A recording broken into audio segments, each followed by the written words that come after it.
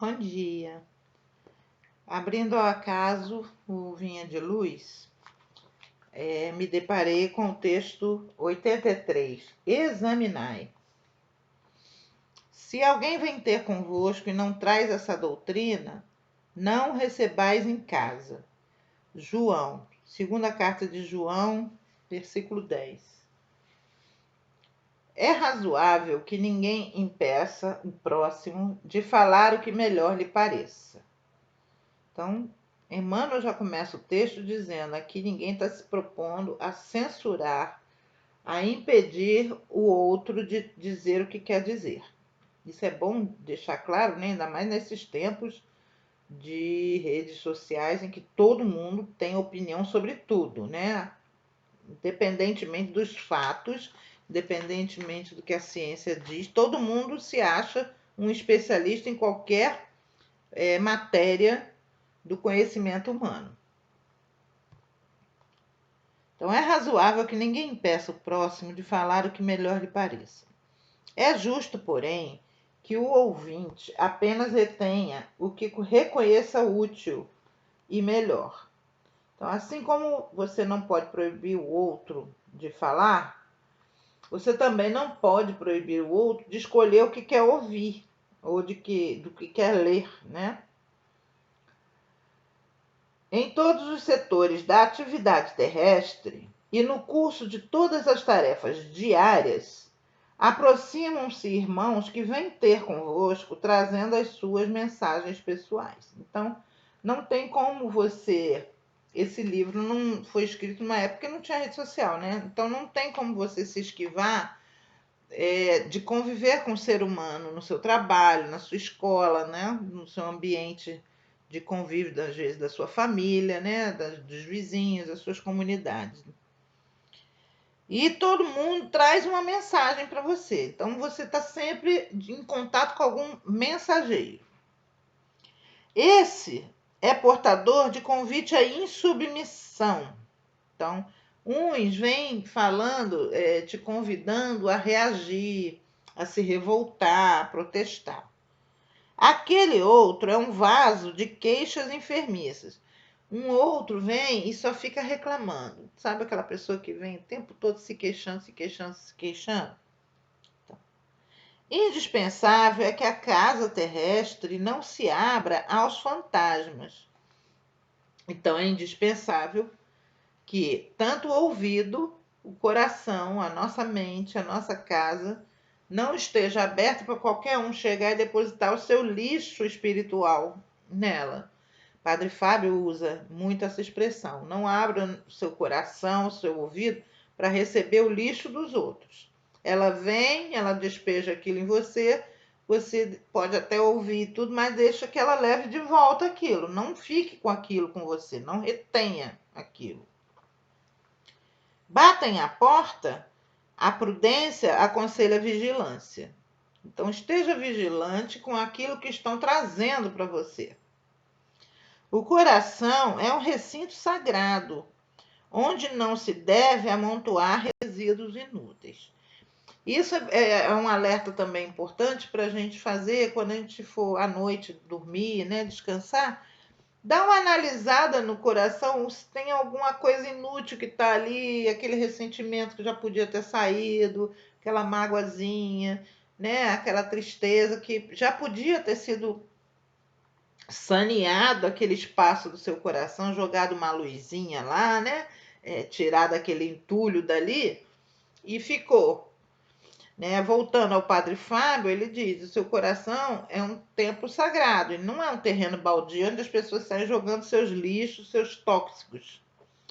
Cabe a nós, como templo sagrado, nos reafirmarmos: espera aí, esse coração é sagrado, aqui não é terra de ninguém, aqui vai entrar o que eu deixo entrar.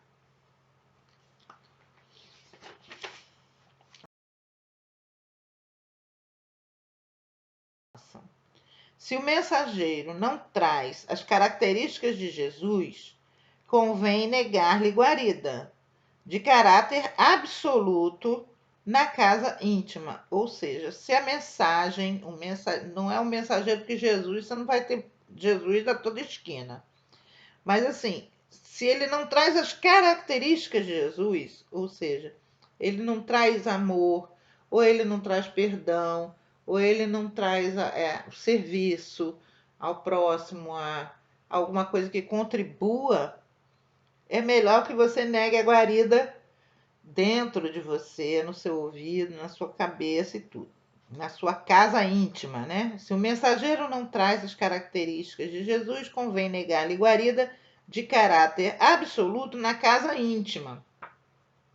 Proporcionando-lhe, porém, você não deixa ele entrar na sua casa íntima, mas você vai proporcionar também a ele, em contrapartida, algo das preciosas bênçãos que conseguimos recolher em nosso benefício no setor das utilidades essenciais. Então, a gente proporciona a ele, a gente serve a ele. Como? Com uma palavra boa, se a reclamação vem de alguma necessidade que você puder sanar, você sane. Se você puder dar um conselho, você dê. Tá? Só não o abrigue dentro da sua casa íntima. Tá? Da porta para fora, você faz o que você tem que fazer e ele leva com ele aquele resíduo tóxico. Inúmeros curiosos que se aproximam dos discípulos sinceros nada possuem, além da presunção de bons faladores. Aqui eu acho que Emmanuel já entra em vereda por um outro lado, que é o lado, por exemplo, de um centro espírita ou de um trabalho, de um ambiente de trabalho, em que sempre tem alguém que está fazendo o bom serviço e para atrapalhar esse bom serviço, sempre tem os faladores. Se vocês prestarem atenção, dentro de um lugar em que tem algo funcionando, sempre tem um falatóriozinho. Ou falam mal de uns falam mal do outro, ou jogam uma calúnia, uma desconfiança sobre a pessoa, ou atiçam vaidades, sabe? O meu é melhor do que o outro, comparações, para aniquilar aquele serviço do bem. Isso aí são inspirações mesmo das entidades inimigas do bem, né? E os incautos, esses que não examinam, se deixam levar, são inspirados mentalmente, se deixam levar, entram em sintonia e transmitem, se tornam médiums desses seres sem nem perceber. E transmitem esse veneno para o local. E os incautos que não examinam o que estão ouvindo acabam se deixando levar e contaminar. E assim vai embora uma boa obra. E aí o Emmanuel está vindo direto para isso. Ó. Inúmeros curiosos, ou seja, pessoas que não estão ali imiscuídas no trabalho, que se aproximam dos discípulos sinceros, nada possuem, além da presunção de bons faladores. Então, pessoas que falam muito, que têm muita teoria, mas na prática não tem nada. São curiosos, não têm nem conhecimento. São quase sempre grandes necessitados sob a veste falaciosa da teoria. Então, vem com grandes teorias mirabolantes, prática zero, dá opinião sobre algo que elas não conhecem, são curiosas, e soltar ali dentro os miasmas da negatividade. Sem feri-los nem escandalizá-los, você não precisa chegar e mas daí vai embora, nada disso, expulsá-los. Sem feri-los nem escandalizá-los, é justo que o devotado aprendiz de Jesus lhes prodigalize algum motivo de reflexão séria. Então, ele diz que o sincero discípulo de Jesus não deve afastá-los, mas deve dar-lhes alguma coisa que que faça-os refletir seriamente sobre o que eles estão falando. Desse modo, os que julgam conduzir um estandarte de suposta redenção passam a conduzir consigo a mensagem do bem, verdadeiramente salvadora. Então, aqueles que se julgam, né, os donos da doutrina, os professores de Deus, né, no episódio da morte do Paulo Gustavo, teve muita gente dizendo, era um bom comediante, mas não vai para o céu, né? Essas pessoas, por exemplo, poderiam receber uma boa dose de realidade, né? Tipo, quem matou Jesus não foi gente homossexual como Paulo Gustavo, né? Foi gente que condenava os outros como pecadores, os fariseus que condenaram Jesus à morte, né? Então, essa tua atitude de dizer que o outro vai para o inferno tá mais para os fariseus, né? Do que para Cristo.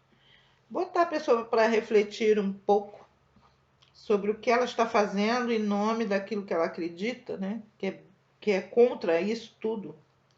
É muito contraditório. Então, desse modo, os que julgam conduzir um estandarte de suposta redenção passam a conduzir consigo a mensagem do bem, verdadeiramente salvadora. Porque se essa pessoa que fala um negócio desse, ela cai na realidade do que eu estou falando, ela vai mudar e vai passar a não mais reproduzir isso e ainda vai ficar atenta quando ela enxergar alguém fazendo o mesmo erro que ela vai poder corrigir essa pessoa. O problema não é o de nos informarmos se alguém está falando em nome do Senhor. Antes de tudo, importa saber se o portador possui algo do Cristo para dar. Então, muita gente vai falar em nome de Jesus. Muita gente. Muito, muito. O que importa é ver a prática. Ela tem alguma coisa de Jesus mesmo na prática dela para estar falando? Né?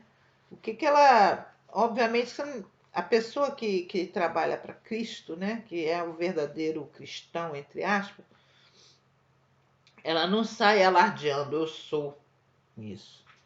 Geralmente ela faz quieta. Mas as ações são tão díspares com o tipo de vida que nós levamos, que isso reluz. Por exemplo, um padre Júlio Lancelotti, em tempos em que todo mundo está pensando em ter um iPhone de última geração, ele se dispõe aí para o pessoal, né, lá na Cracolândia, distribuir comida. Né? Então, isso bota uma luz desse tamanho na treva. Todo mundo olha, como assim? Né? Então, o trabalho no bem, hoje eu entendo plenamente aquela passagem de Jesus de que não se pode esconder a luz, né, debaixo do alqueire, né? Tem que colocar ela no velador. O trabalho na luz, ele faz assim, num período desse que a gente está vivendo em treva. Então, o problema não é esse, não é que a gente fique se informando se alguém está falando em nome do Senhor ou não. O que a gente tem que examinar, o nome do coisa, examinar, é se quem está falando em nome do Senhor pratica aquilo que está querendo impor para os outros, né?